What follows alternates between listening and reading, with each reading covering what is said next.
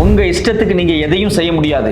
ஏற்கனவே இருக்கக்கூடிய standard operating ப்ரொசீஜர்னு ஒன்று இருக்குல்ல, அதை நீங்க ஃபாலோ பண்ணணும். இந்திய மண்ணில் வாழ்ந்துட்டு இருக்கக்கூடிய மக்களை நீங்க நினைக்கிற மாதிரி தூக்கி எல்லாம் எரிய முடியாது அப்படின்னு வெளிப்படையாக உச்சநீதிமன்றத்தில் மூத்த நீதிபதி திரு ஜஸ்டிஸ் பக்ஷி அவர்கள் மோடி அரசாங்கத்தினுடைய வழக்கறிஞரான திரு துஷார் மேத்தா அவர்களுக்கு பாடம் எடுத்திருக்கிறார். உச்சநீதிமன்றத்தில் நடந்த மிக முக்கியமான வழக்கில் பிரசாந்த் பூஷன் அவர்களுடைய வாதத்திற்கு எதிர்வாதம் வைக்க முடியாமல் இந்த மோடி அரசாங்கம் தடுமாறி இருக்கிறது. அது மட்டும் இல்லாமல் இந்த வழக்கினுடைய விசாரணையை மிக துல்லியமாக எப்படி உள்துறை அமைச்சகத்தினுடைய சர்க்குலர் மிக தவறாக பயன்படுத்தப்படுது அப்படிங்கிறதுக்கு நேரடியான சாட்சியாக உச்சநீதிமன்றத்தினுடைய மூத்த நீதிபதி திரு பக்ஷி அவர்களுடைய வாதம் மிக கடுமையாக இந்த மோடி அரசாங்கத்தை சாடி இருக்கிறது. ஏன் எதுக்காக மோடி அரசாங்கத்தின் மீது இவ்வளவு காட்டமான வாதங்களை ஜஸ்டிஸ் பக்ஷி அவர்கள் உச்சநீதிமன்றத்தில் வெளிப்படுத்தினார்?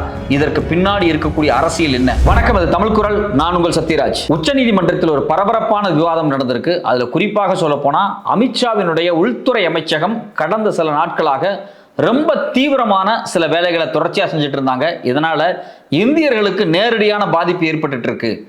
இதை நீங்க செய்யக்கூடாது, இது முறை கிடையாது, இது ப்ராப்பரா நீங்க செய்யணும் அப்படின்னு ரொம்ப காட்டமாக உச்சநீதிமன்ற மூத்த நீதிபதிகள் நீதிமன்றத்தில் நடந்த விவாதத்துல வெளிப்படையா சொல்லியிருக்கிறாங்க. இன்னும் ரொம்ப குறிப்பா சொல்ல போனா உச்சநீதிமன்றத்தில் மோடி அரசாங்கத்தினுடைய அரசு வழக்கறிஞரான திரு துஷார் மேத்தா அவர்கள் இந்த பாஜக அரசாங்கத்தினுடைய குறிப்பா உள்துறை அமைச்சகத்தினுடைய நடவடிக்கையா இருக்கட்டும், அது மட்டும் இல்லாம உள்துறை அமைச்சகத்தினுடைய அறிவிப்பின் பேரில் பாத்தீங்க அப்படின்னா பல மாநில அரசுகளில், அதாவது பாஜக ஆளக்கூடிய மாநில அரசுகளில் தொடர்ச்சியாக இது மாதிரியான நடவடிக்கைகள் நடந்து கொண்டே இருக்கிறது குறித்து ரொம்ப அவருடைய வாதத்தை எடுத்து முன்வைக்கும் போது நேரடியாக தலைமை நீதிபதி குறிப்பாக சொல்ல போனா ஜஸ்டிஸ் பக்ஷி அவர்கள் வெளிப்படையான கேள்விகளை பாஜக அரசாங்கத்தை நோக்கி கேட்டிருக்கிறாங்க. இந்த விவாதம் உச்சநீதிமன்றத்தில் ரொம்ப பரபரப்பாக வாதிக்கப்பட்டிருக்கு. இன்னும் ரொம்ப துல்லியமாக இந்த விஷயத்தை பற்றி சொல்ல போனா உச்சநீதிமன்றத்தினுடைய மூத்த நீதிபதி ஜஸ்டிஸ் சூரியகாந்த், அதாவது அடுத்த தலைமை நீதிபதி ஆக போற இவர் தான்.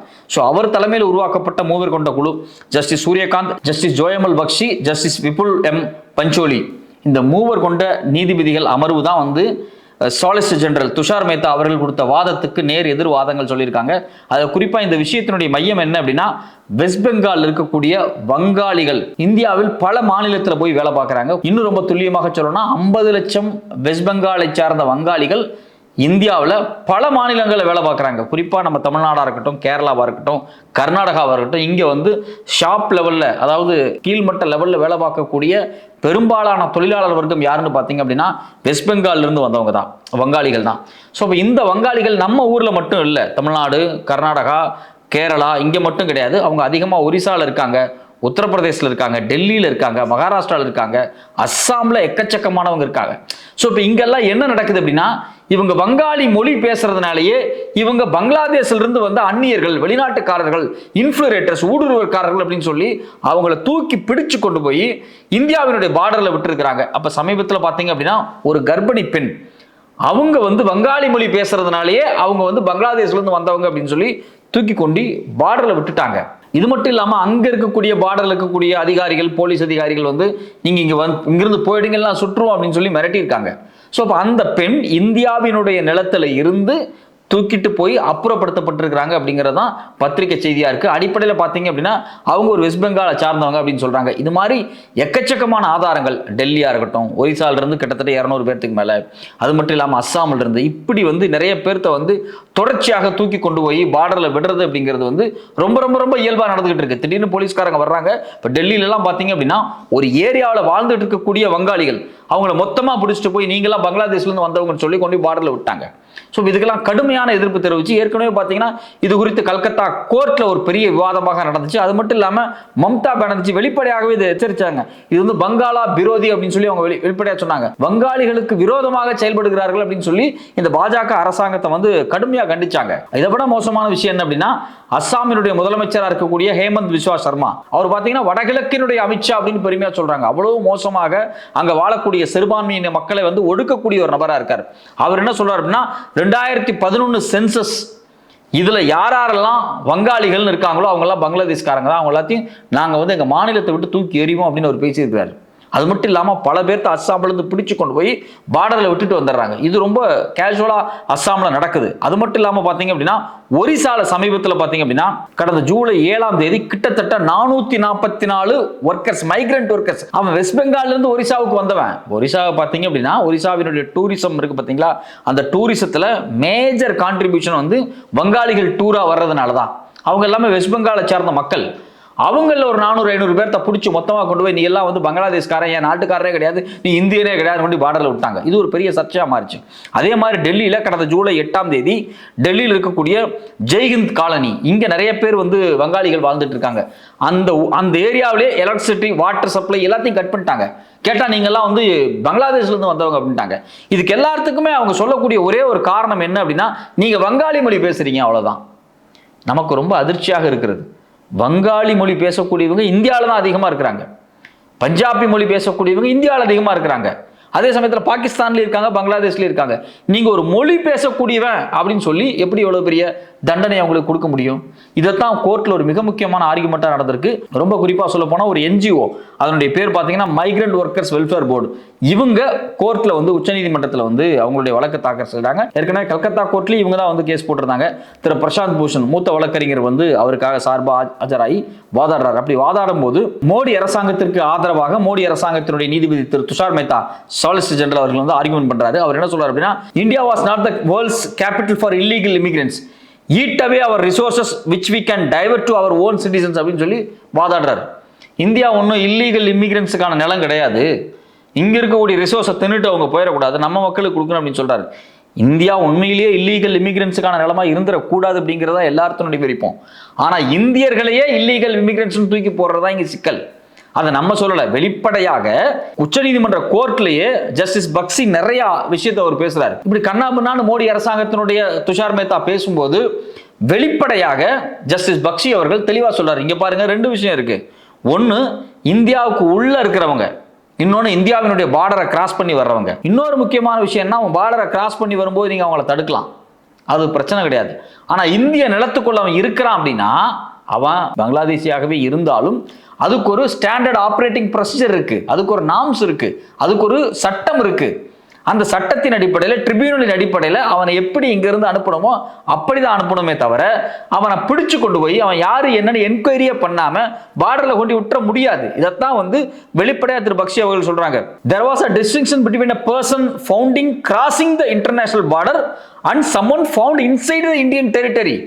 அப்ப நீங்க பிடிச்சு கொண்டு வெளியிட்டவன்லாம் இந்தியன் டெரிட்டரிக்குள்ள இருந்தவன். At the stage of international border the country security force have the right of repulsion.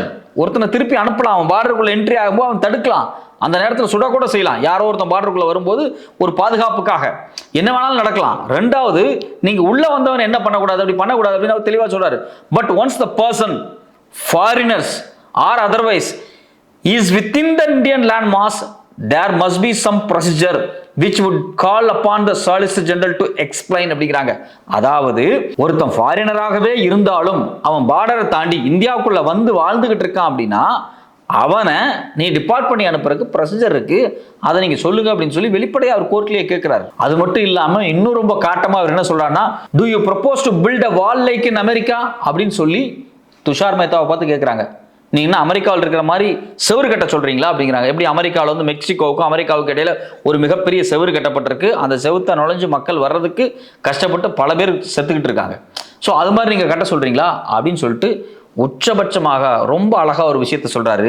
we have to understand we inherit a legacy of common culture, common heritage both in Punjab and Bengal where the language is the same but border divides us அப்படிங்கிறாரு.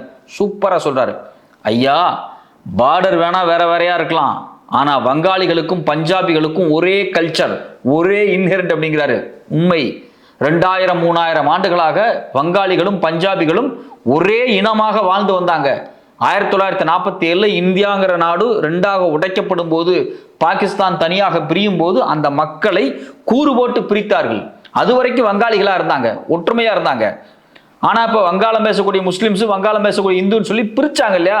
அப்படிப்பட்ட ஒரு பிரிவு 1947 நடந்தது. ஒரு ஆர்டிபிஷியலான ஒரு பிரிவு, ஒரு செயற்கையான ஒரு பிரிவு. ஆனால் அவர்கள் ஒரு இனமாக, ஒரு இரத்த இனமாக, கலாச்சார இனமாக காலங்காலமாக வாழ்ந்து கொண்டிருந்த நிலம். அதனால நீங்க ரொம்ப சென்சிட்டிவா இருக்கணும் அப்படின்னு சொல்லி வெளிப்படையாக உச்சநீதிமன்றத்தில் மோடி அரசாங்கத்தினுடைய அரசு வழக்கறிஞரான சாலிசிட்டர் ஜெனரலுக்கு அறிவுரை கூறியிருக்கிறார் உச்சநீதிமன்றத்தினுடைய மூத்த நீதிபதி திரு பக்ஷி அவர்கள். அதே நேரத்தில் பார்த்தீங்க அப்படின்னா இந்த பாதிக்கப்பட்டவர்களுக்கு, அதாவது மைக்ரண்ட் லேபர்ஸ்க்கு ஆதரவாக வாதாடிய திரு பிரசாந்த் பூஷன், இங்க நம்ம கவனிக்க வேண்டிய விஷயம் என்னன்னா, இங்க மைக்ரண்ட்ஸ் லேபர்ஸும் பாதிக்கப்படுறான், பங்களாதேஷ்ல இருந்து இன்ஃபில்ட்ரேட் ஆகி உள்ள வந்தவனும் பாதிக்கப்படுறான். இவ்வளவு நேரம் வந்து ஜஸ்டிஸ் பக்ஷி யாருக்காக பேசினாருன்னா, வெளிநாட்டில் இருந்து இந்தியாவுக்குள்ள வந்திருக்கான் பாத்தீங்களா, அவனை நீ டிபார்ட் பண்ணி அனுப்புறதுக்கு சில முறை இருக்குன்னு நியாயத்தை சொல்றாரு. யாரும் வெளிநாட்டிலிருந்து வந்த ஃபாரினருக்கே சொல்றாரு.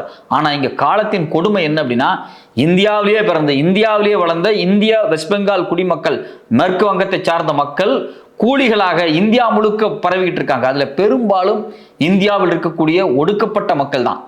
பொருளாதார ரீதியாக மிக மோசமாக வலுவிழந்த அந்த மக்கள் மைக்ரண்டா பல்வேறு மாநிலங்களுக்கு போய் வேலை பார்த்துட்டு இருக்காங்க, கூலி வேலை பார்த்துட்டு இருக்காங்க. அவங்கள நீ வந்து வெளிநாட்டுக்காரன் சொல்லி அடிச்சு இழுத்துட்டு போய் பார்டர்ல விடுறது எந்த வகையில நியாயம்? ரொம்ப சிம்பிளான ஒரு விஷயம். ஒரு வருஷத்துக்கு முன்னாடி மிகப்பெரிய ரயில் விபத்து ஒரிசால நடந்துச்சு. அந்த ரயில் விபத்துல செத்து போனவங்கள நிறைய பேர் வங்காளிகள். குழந்தைகள் அவங்க வரைஞ்ச ஓவியங்கள் எல்லாமே அந்த அந்த மரணத்துல நம்ம எடுக்க முடிஞ்சது. அந்த ரயில் விபத்துல கிடந்துச்சு. குடும்பத்தை கூட்டிட்டு எங்கேயாவது சோறு கிடைக்குமா அப்படின்னு சொல்லி பிழைப்புக்காக வங்காளத்திலிருந்து, அதாவது வெஸ்ட் பெங்காலில் இருந்து கிளம்பி தென்னிந்தியாவை நோக்கி வரும்போது ரயில் விபத்து நடந்து குடும்பமே செதந்து அழிந்திருக்கிறாங்க.